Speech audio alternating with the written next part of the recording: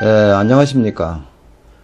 40년 동안 고집스럽게 신장병만 전문으로 치료하고 있는 백운당 한의원 김영섭 원장입니다.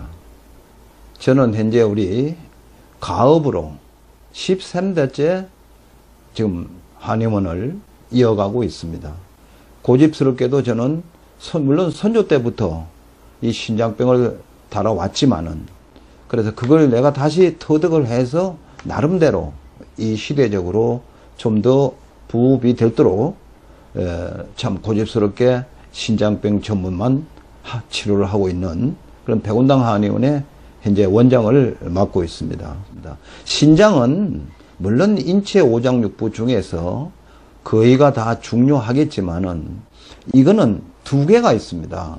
두 개가 있는데 그 상당히 무게가 적지 않은 무게를 많이 가지고 있고, 우선 노폐물을 걸러내야 건강하잖아요. 노폐물을 걸러내고 또 동시에 수분 조절을 하는데 큰 역할을 하고, 또 동시에 혈압을 조절하는 호르몬도 역시 신장에서 나옵니다.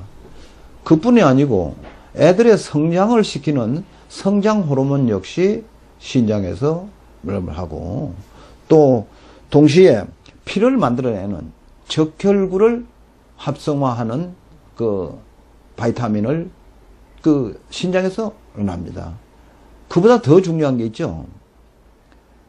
성호르몬도 신장에서 만들어진다.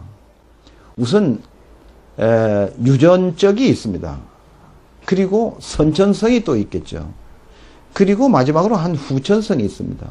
가장 현대의학에서 많이 고생을 하고 있는 분야가 후천성이다. 이겁니다. 그럼 후천성에 그 생길 수 있는 여러 가지 요인은 우선 염분 조절, 그리고 냉성 음식, 그리고 찬 음식이라는 거죠. 이런 등등이 가장 더 중요합니다. 냉성 음식을 많이 먹는다고 하는 것은 물론 소화기관에도 지장이 있지만은 치명적인 것은 역시 신장질환이다. 신장병 역시 초기에 나타날 수 있는 증상이 몇 가지가 있어요. 첫째, 갑자기 몸이 피로하다 했을 때는 일반적으로 생각하는 사람들이 간을 생각하게 되죠. 간이 아니고 신장 쪽에 거의 많이 있다는 거. 동시에 얼굴이 약간 검어진다는 거. 그리고 갑자기 손발이 차진다는 거.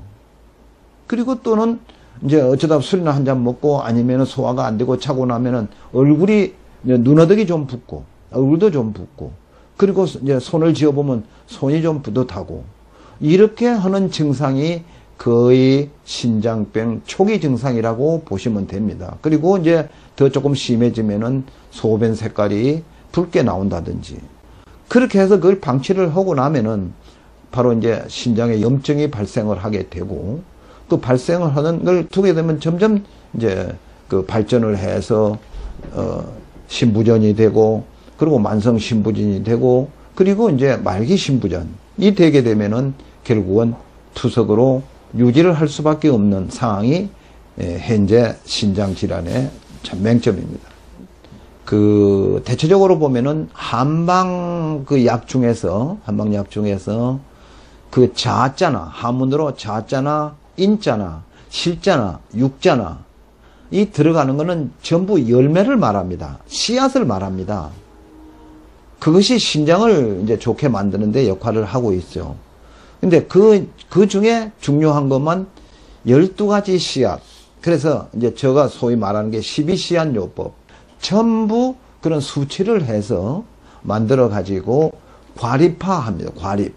신장에 어떤 염증이나 질환이 생겼을 때는 첨약, 다시 말해서 한약으로 때린 약을 못 먹게 하고 저는 주지도 않습니다. 왜냐? 조금 신장에 부담이 많이 가고 이로운 것이 없고 해로운 것이 많기 때문에 저는 그렇게 지금 하고 있습니다. 그래서 가립으로 하고 있고, 또 이제 이 중에서 제가 이제 침향을 상당히 많이 다루고 있는데, 침향은 그 이제 만성 신부전이나 말기 신부전이 된 분들을 그 중에서도 한 사람이라도 더 고생해서 다시 말해서 그 고통에서 벗어날 수 있도록 하기 위해서 연구를 해서 동시에 투약을 하고 있는 것이 지명입니다. 나름대로 상당히 좋은 성과가 현재 유지되고 있다는 것을 제가 충분히 말씀을 좀 드릴 수가 있고요. 그래서 같이 하시면은 됩니다. 우리 같이 해보십시다.